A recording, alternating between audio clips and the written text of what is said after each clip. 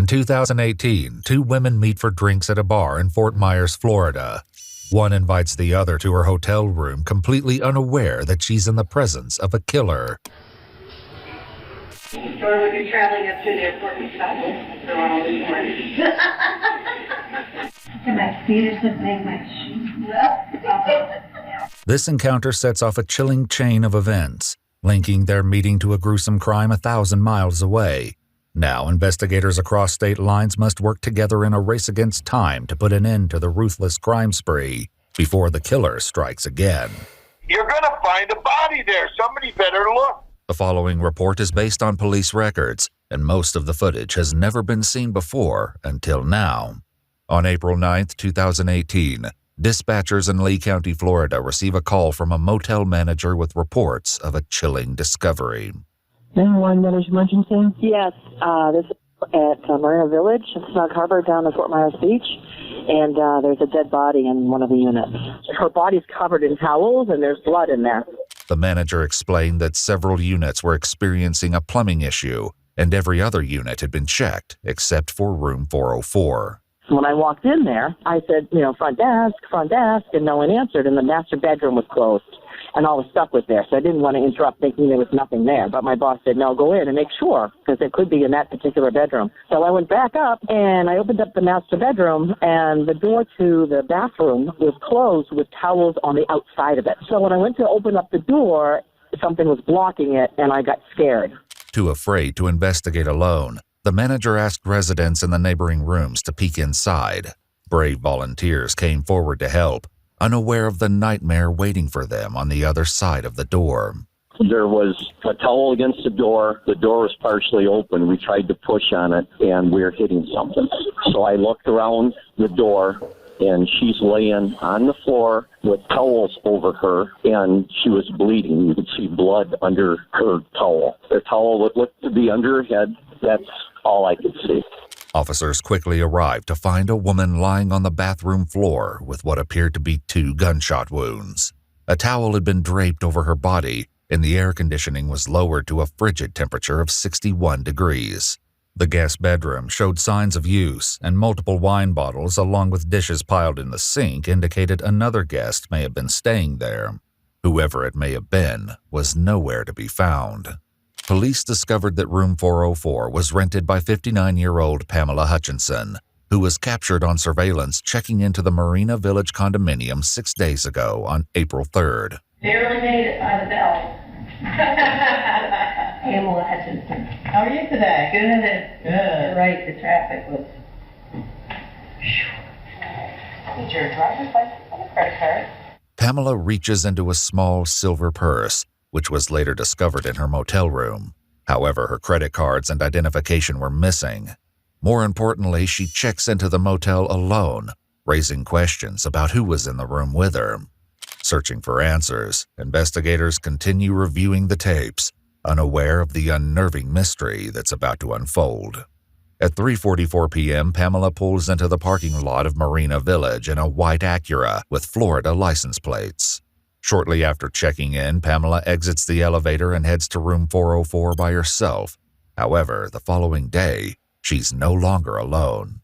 As she approaches the elevator at 8:13 p.m. on April 4th, she's now accompanied by another woman who bears a striking resemblance to Pamela. They appear about the same age, height, and build. Hey, what did you do? Stay out all night, Ann, and sleep all day because we don't have any fun? Yes. I have to sleep all day. They're seen again the following day at 12:45 a.m. on April 5th, entering the elevator and once again heading toward the room. No,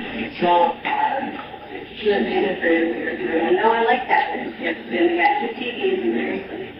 I don't know which one's to the grandkids. Or we've been traveling up to the airport and stopped for all this morning. I have to wear shoes now. My feet are slipping my shoes. Further investigation revealed that Pamela was traveling to Fort Myers Beach for a funeral to be with her friend, who was scattering the ashes of her late husband. The friend last saw Pamela at lunch on Wednesday, April 4th, and later received a text saying she'd extended her stay to April 5th. However, when she sent a text to Pamela at 10 p.m. on Thursday, She received no response. Surveillance footage shows the unknown woman meeting with Pamela at a restaurant on April 5th at 5:14 p.m. They share a high five, engage in lively conversation, and have a few drinks at the bar. Over 2 hours later, Pamela pays for her meal with a credit card, while the other woman pays in cash. They leave the restaurant at 7:43 p.m. and are seen exiting the elevator and heading toward Pamela's room together. Pamela would never be seen alive again. The answers to what happened to Pamela are with the other woman, but she is now missing. As investigators review more footage, they note that on April 5th at 8:30 p.m., just 45 minutes after leaving the restaurant together, the unknown woman emerges from the room alone. Officers note that she appears distraught, upset, and possibly crying. As they continue observing the footage, the woman's next actions leave investigators deeply suspicious of her involvement. On the morning of April 6th at 6 a.m., the suspect heads to the elevator carrying the same purple luggage bag that Pamela had been seen with earlier. 2 hours later at 8:30 a.m., a woman claiming to be Pamela extends her stay for 3 additional days. She provides a credit card over the phone. The card used for the reservation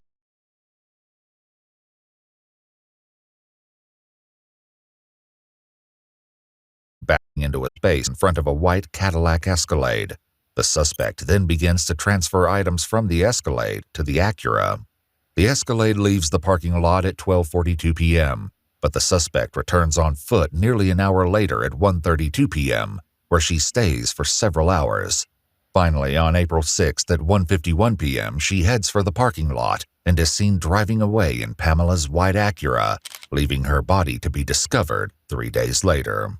The suspect has vanished without a trace, and as there's no record of her staying at the motel, her identity remains a mystery. Investigators are left with many haunting questions. Who is this woman, and what role could she have played in Pamela's death? The answers may lie over 1,000 miles away, where an unfolding investigation reveals shocking connections between the cases, far more twisted than anyone could have imagined. 2 weeks earlier, on March 23, 2018, a call is placed to the Dodge County Sheriff's Office in Blooming Prairie, Minnesota, where uneasy concerns soon lead to an alarming discovery. Could I speak with a detective possibly? My name's Greg Oswald. We have right up to the point of missing person. If Granny did kill Pamela, Granny, you are really mental, bruv. Cause Granny, what the fuck?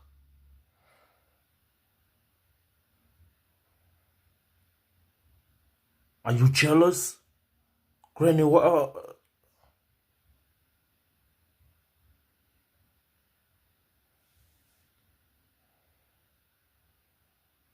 Speak with a detective possibly. My name's Greg Oswald. We have right up to the point of missing person here.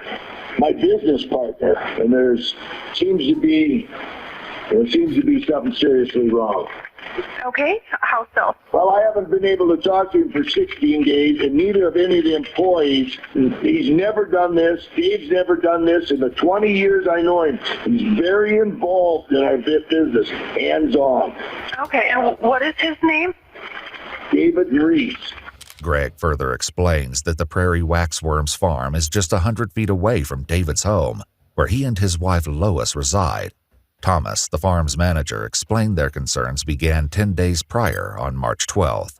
Lois come down to the shed and told me that David was sick and he would not be down today, and she also wanted me to take care of the payroll because we get paid every bi-weekly. David having some health issues in the past, I did not think anything of that. Soon, David's co-workers became suspicious after unsettling differences emerged in their usual communication.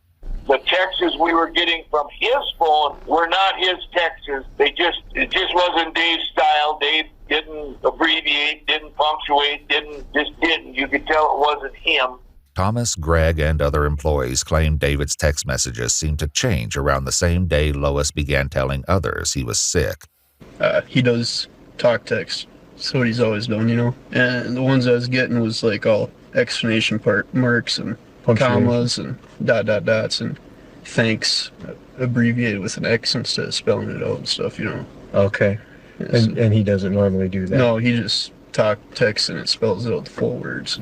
Despite their concerns, on Monday, March 19th, 8 days after he was first reported to be sick, Lois assured Thomas that David still had plans to attend a fishing tournament set to take place the following Friday. March 23rd, I watched the live weigh-in of the Cabela's Masters Walleye Circuit that David was supposed to be at, according to Lois. When they announced David's name, I did not see him, and I became very concerned. He then called Greg, David's business partner, who contacted local police to perform a welfare check on David. Deputy Hoffman from Dodge County Sheriff's Office arrived at the house on March 23rd at 6:49 p.m., but no one answered the door. Through the window, he noticed the television and gas fireplace were on. With nothing seeming out of the ordinary, the deputy left, unaware of the horrifying secret hidden inside the house. We were so frustrated sitting there talking to these people. Mental health people are going to go out and check, and that guy says, "You're going to find a body there. Somebody better look." Determined, Greg once again calls Bloomington Prairie Police. This time, Officers Peterson and Peach returned to the house. One officer boosted the other, lifting him just high enough to peek through the bathroom window. Lying on the bathroom floor was the body of 54-year-old David Reese. Though investigators in Minnesota would have no way of knowing it, the chilling discovery of David's body would soon reveal haunting parallels to Pamela's death in Florida. David was discovered in an advanced state of decomposition, with a green-colored blanket laying over his body, in a similar manner to the towels draped over Pamela. He had multiple gunshot wounds to his torso. The window was left open, bringing the temperature in the room to a chilling low of around 30 degrees. The eerie similarities raise harrowing questions. Is this simply a coincidence, or the beginning of a brutal killing spree?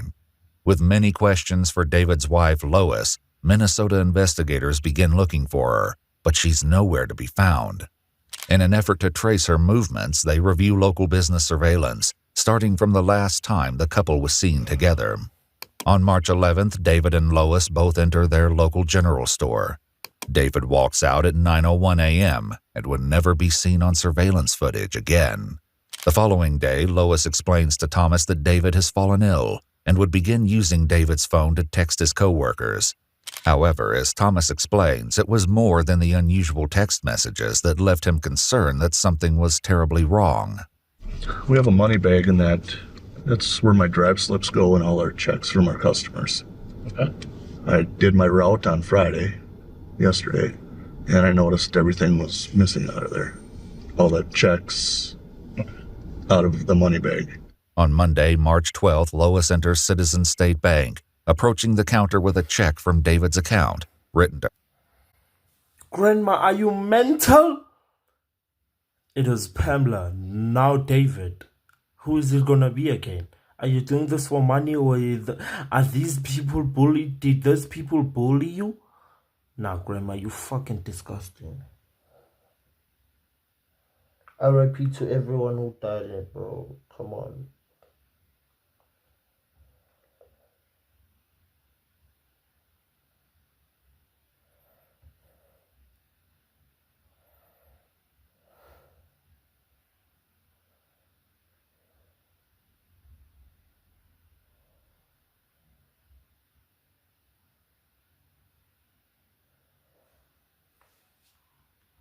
her in the amount of $1,000.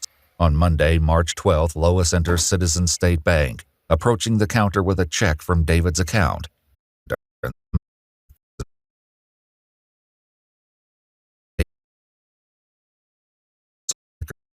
Over several days, Lois used David's credit card, including a liquor store, Vandal's Family Market, and multiple times at the Woodfire Grill, a restaurant inside Diamond Joe's Casino in Northwood, Iowa, just across the Minnesota border. Meanwhile, Greg confronts Lois about the missing checks from Prairie Wax Worms. I sent her a text that I'd been informed there was checks missing out of the office, so I had to call the county sheriff, report stolen checks. And if you know anything, let me know. So she called me back in a couple hours and said, well, I got the checks. Dave sent me down to get them. They're up. I got them. At that point, I said, Lois, I need to talk to Dave. There was nothing. And I said, Lois, put Dave on the phone And the last thing she says, Dave, don't roll over, and then hung up. On March 16th, Lois would return to the Citizens State Bank with another check from David's account, written to herself for $2,500. The teller once again fails to notice the signature and gives her the funds in cash. As her shopping spree continued, Lois walked into a Fantastic Sam's hair salon in Austin, Minnesota on March 17th. Yep, she came in and she was going to be going out for St. Patrick's Day. She said that she was going to be going to Diamond Joe Casino, so she wanted her hair to look like Peggy Bundy and have it nice and big. 3 days later, on March 20th, Lois is once again spotted on camera at the general store, this time wearing the same hoodie that David was wearing on the last day he was seen alive. At this point, David hasn't been seen in 9 days. Over the next 2 days, Lois returns to the bank, depositing over $8,000 into David's account at the drive-thru before transferring the money back into her account. I'm just in awe that they would take a check from one company to Prairie Waxworms and let her cash them. But it looks like about 12 grand minimum, 14,000. Okay, so they were actually the company checks? Yep. Well, not Prairie Waxworms. It was our customers' checks who had paid us, made payable to Prairie Waxworms. Lois would hit the Diamond Joe Casino again on March 22nd, where her unusual behavior caught the attention of a casino regular. Just kept acting like she was real suspicious on who people were and what was going on, you know? Like she wasn't quite sure of her surroundings, who she could trust and who she couldn't. Okay, so paranoid basically? Yeah, kinda. Finally, on March 23rd, when David fails to appear on the fishing tournament's live stream, Lois steps into the Citizens State Bank for a final time. She presents a $7,500 check from David's account, writing spring trip in the memo. After the teller delivers the cash, Lois takes David's white Cadillac Escalade and vanishes. It would later be discovered abandoned on Fort Myers Beach in Florida. As a detective, you got any inkling if she's in an area? Do you think she's just...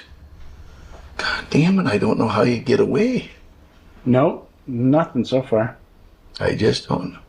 Detectives in Minnesota and Florida have yet to realize the shocking connections between the murders of Pamela Hutchinson and David Reese. But a lucky break will soon drive the two separate investigations toward a fateful collision.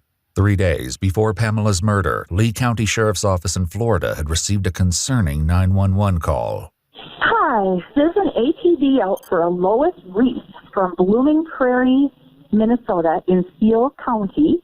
She just got out of her car at my Florida house. I also live in Blooming Prairie, so I know about the whole thing. She's in a white 05 Escalade. Okay, and if you do some research, it's Steele County, Minnesota that's trying to find her. Okay, so she has a warrant, is that what you're saying? Yes, for the possible murder of her husband and for sure for embezzling charges. Earlier the same day, the 911 caller, Tessa's daughter in Blooming Prairie, received a call from a woman named Stormy Liberty, who claimed to be Tessa's friend and asked for her address. Stormy Liberty was later identified as an alias that Lois used when opening a cell phone account. She was gone by the time police arrived, and just 3 days later, Pamela's life came. So basically, the Pamela story is the second part.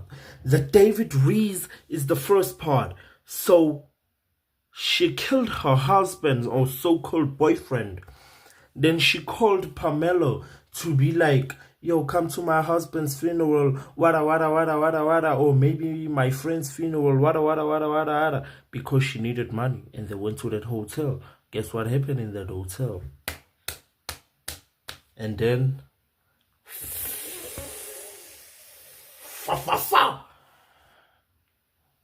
she's mental, Granny. Are you mental? Nigga, nah, she a fucking serial killer, a professional assassinator, and in a disgusting way, bruv. Cause no way. Police arrived, and just 3 days later, Pamela's life came to a tragic end. Now, after Pamela's death, as one deputy reviews the security footage from the Marina Village Motel, he recognizes the woman with Pamela as Lois Reese, based on Tessa's 911 call from 3 days ago. I do rentals. So she had a little notepad like she was going to rent. But that's what I thought. And then she got out and she saw me. I said, can I help you? And she looked at me and she said, oh, I'm in the wrong place. And she quick got into her Escalade. You said it was a 2005 white Escalade? Yep, pearl-colored Escalade. After being recognized in the surveillance footage, Lois is officially named a person of interest in Pamela Hutchinson's murder.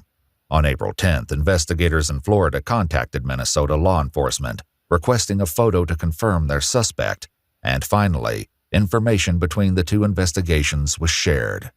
With evidence connecting Lois to more than one murder, investigators are left with the chilling question: is she finished, or is she planning to strike again? While following her trail, those who knew her begin to share a troubling history with investigators, one that hints at a possible motive for her ruthless actions. My grandpa passed away and she got her inheritance, and she was so unbelievably bored out there at that house. And the only time she was happy is when she'd have the grandkids out there, and she had them a lot. Okay. My kids and my brother's kids were there a lot. If she wasn't at, with us, like her kids or her grandkids, she was probably at the casino. And I had told my dad and I told her that I was getting concerned with how much she was going there. And she's like, Bria, it's just something for me to do. It's fun, but I don't have a problem. She blew through hundreds of thousands of dollars there. I had no idea it was that bad.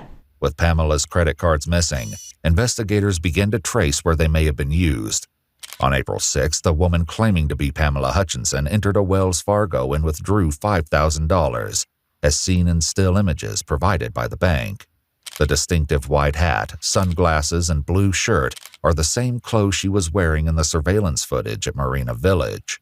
So does she have a gambling problem, or? Oh, absolutely. So $400,000 worth 2 years ago. How much? 400 stolen out of a trust that belonged to her dad and brothers and sisters that she was managing. Did you say 400,000? Yes, sir. As investigators continue to follow Lois's trail, receipts show that she withdrew $1,500 from an ATM on April 7th, one day after leaving Marina Village in Pamela's stolen car. How did he make it so she couldn't have any money, do you know? Well, I think the last go-around, you gotta read between the lines with me. This is just conversation with Dave and I. I know all credit cards were taken away. I know she had no bank account. She wasn't a signature on any of his accounts. Investigators also discovered that Lois had recently checked into the Hilton Hotel in Ocala, Florida for a day, using Pamela's credit cards and forging her signature on the room service receipts. When all the money stuff came up after he realized, that she has a bad gambling problem and she went through all that money, she was put on lockdown, she couldn't have access to any money. And I told her many times, I understand why my dad was doing that. I get that. But I just told her that she should just, come live with me or my brother, because it wasn't a good situation to be in for either one of them. Brianna further explains that the financial issues Lois faced as a result of her gambling problem led to an attempt to take her own life 2 years prior. My dad found out about something, probably money related, I'm guessing, and he was yelling at her, and he said a bunch of awful things to her, and then he left to go to the bank, and she said that she just felt she just didn't want to deal with it anymore. Sure. As Brianna continues to explain Lois's financial troubles, she recalls a recent situation involving her disabled sister, Kim, that landed her in legal trouble. My mom actually took care of my aunt for 2 or 3 years. She lived with her, and was really, really, really awesome, and did everything by the book that she was supposed to. And when she got into gambling, I think she took some money from my aunt Kim. Okay. They were going back and forth. My mom skipped the court thing. Her lawyer was gonna settle for $30,000, but then my mom, her behavior, she just doesn't address anything. She just pretends like it doesn't happen, so she didn't go to court. And because she didn't, they put a full judgment, so $100,000 is, I think, that they're trying to get from them. Yeah. Though Lois's alleged gambling history provides valuable insight for the detectives, they still have yet to establish her current whereabouts or the driving factor behind this horrific crime spree. With Lois's location and her motives still unclear, the fear that she may be armed, dangerous, and hunting for a new victim fuels their efforts as they continue following her trail. On April 8th, one day before Pamela's body was discovered, Lois attempted to use Pamela's credit card at an ATM in DeQuincy, Louisiana, but the transaction was declined. Investigators learned that Lois then traveled to another casino in Louisiana and won a $1,500 jackpot. As the interviews continue, one investigator brings up a possible concern that may make finding Lois an even more challenging endeavor. I was just wondering if she was could make it to where she looked something different with makeup beyond the hair color, that she had some kind of a talent of, what do you call the people out? Oh, makeup artist? Makeup artist, yes.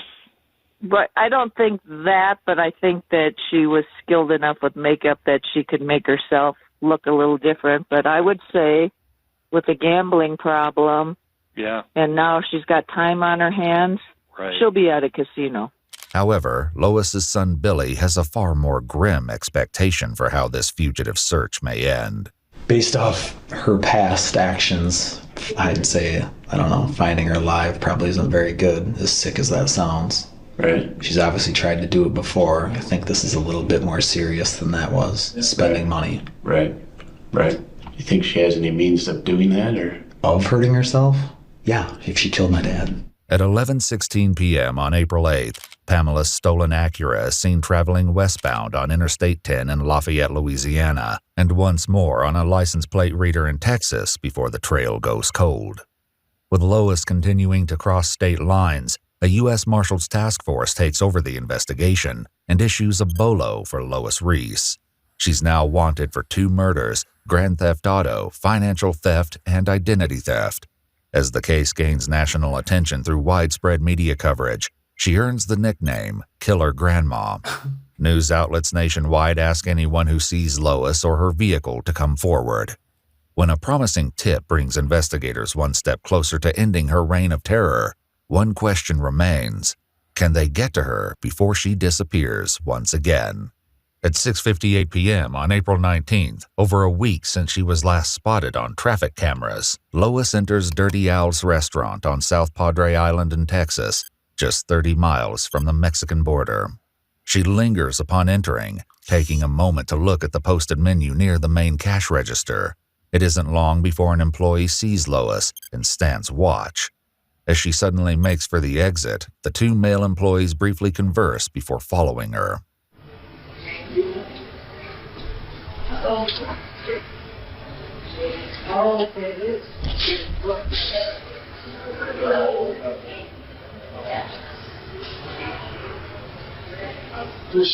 That's the Florida license plate.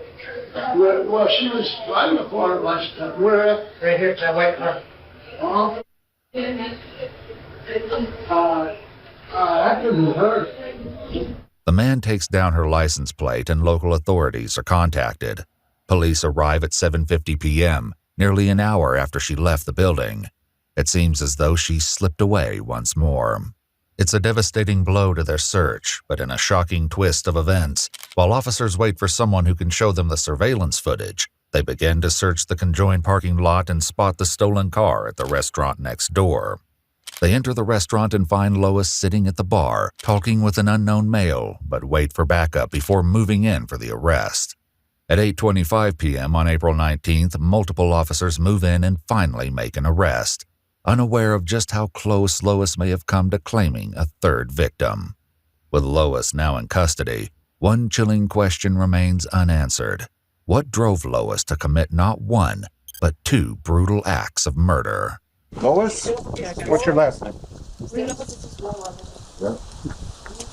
I'll find out.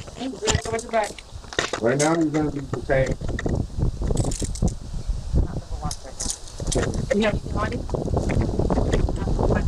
One detained. Double lock it. We're going to go talk to him. Okay, no. According to the man she was with, he and his friend met Lois at Padre Rita's Grill. She told them she was staying next door at the Motel 6 and was a widow searching for a place to live in South Padre. The jaw-dropping evidence in her motel room will later be found in a search by investigators. For now, the man explains that he and a friend went with Lois on April 17th for drinks before dropping her off at her motel. Both men found Lois to be completely normal, never witnessing any emotional breakdowns or outbursts, with one mentioning she was even flirting with him. Is your driver's license in here, ma'am? Yes. It is. That way I can run it real quick. How did you get here? I came here and there's a car out there. Car that you drove here. Maybe. Okay, this one right here. Just an FYI. Okay. So it's not really your car. Okay. You wanna run it real quick? It's out of Minnesota. It's in there.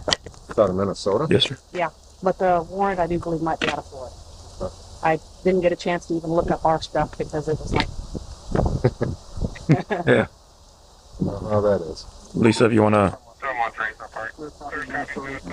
I'll get my cuffs back when we get over there. Just go in and grab your unit and follow him to the station. When news of her arrest broke, a woman came forward with a harrowing story.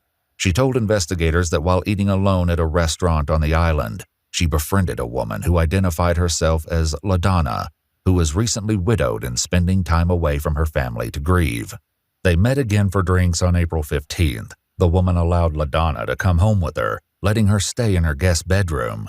They had plans to meet again on Friday, April 20th, just one day after her arrest, where she learned LaDonna was Lois Reese. When investigators from Minnesota and Florida learn of her arrest, they fly to Texas to meet with Lois for an interrogation. However, Lois invokes Miranda rights and asks for a lawyer. Eventually, Lois will break her silence and recount the shocking details of her final moments with David and her motives for pulling the trigger. For now, Lois raises an unusual concern. The process for getting you out of here takes a little bit of time, and you got to get transported back to Florida.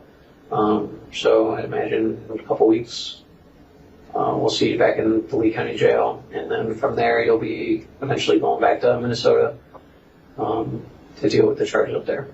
Okay. Do you have any questions of us right now? Will they put me in a room that has a bed? I'm sorry? Will they put me in a room that has a cot or something? When you come to Florida? For 2 weeks, Oh, here? I'll sit on that bench? No, I believe you're going to be transferred to a sheriff's office in the area. Okay. You'll have to see a judge, I think, for extradition purposes in the morning, a magistrate. And then from there, you'll be going to a sheriff's office where they'll house you until we come pick you up. And they'll be able to answer some of those questions that you have on the bed. We just don't, we're not from here. So Oh, okay. if you do have some of those concerns, Well, they just- when you go downstairs, I just know it'd be better for my edema and my blood pressure, like Yeah. they said. It'd probably be better if you ate some food too.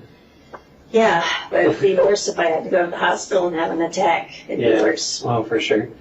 All right, that's why we're getting you crackers right now. It's fine. One final question from Lois leads to a shocking revelation as she learns the truth of just how far her notoriety has spread. I guess one question I have is, do my kids know I'm alive and here? Yes. I don't know if you know this or not, but your whole story has been national news. Okay. It broke last night. It broke last night that you were arrested in South Padre Island, that you're alive and well, and that you were found by the U.S. Marshals and the local police department here. So, Okay, so they know. I don't personally know that they know, but I can tell you that every local news media outlet nationwide has picked up the story. Okay. Before searching Lois's motel room, investigators spoke with an employee of Motel 6. She says Lois claimed to be a victim of domestic violence, hiding from her husband, who was a cop.